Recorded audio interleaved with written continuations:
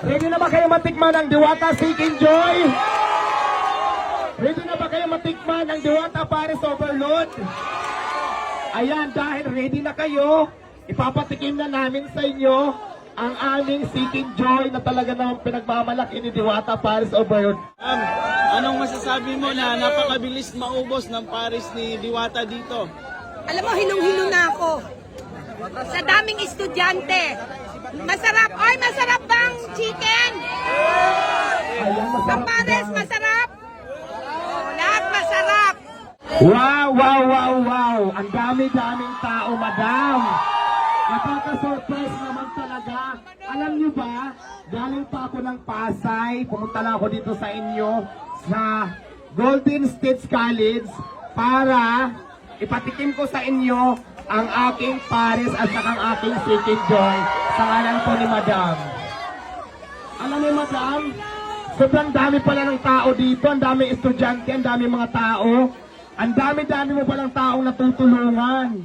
Ang dami-dami namin natutulungan ninyo, madam. Mga estudyante, mga magulang, at siyempre yung mga taong kapitbahay mo at mga taong nakakilala sa iyo dito, halos natulungan mo lahat. So yan. Ayan. Gusto ko lang din pasalamatan yung binilang ko kanina ng sikin kasi di ba bawal pala isa kayang sikin sa sa eroplano. Kaya doon ako bumili sa Golden Meat Shop dito sa sa Purok Malakas. Dito ko binili ang aking sikin na aking ipapatikim sa inyo ngayon. Ready na ba kayo matikman ang Diwata Seeking Joy? Ready na ba kayo matikman ang Diwata Paris Overload? Ayan, dahil ready na kayo, ipapatikim na namin sa inyo ang aming Seeking Joy na talaga namang pinagmamalaki ni Diwata Paris Overload.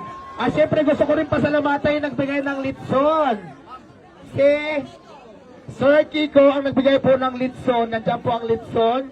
Pero, iuwi ko yan mamaya. Hindi ko ipapatikin sa inyo. Saring lang. And then, maraming salamat kay Sir Kiko dahil nag-donate po siya ng litson. Nagbigay po ito sa atin. Thank you so much, sir. So, ayan. Bigay na natin sila.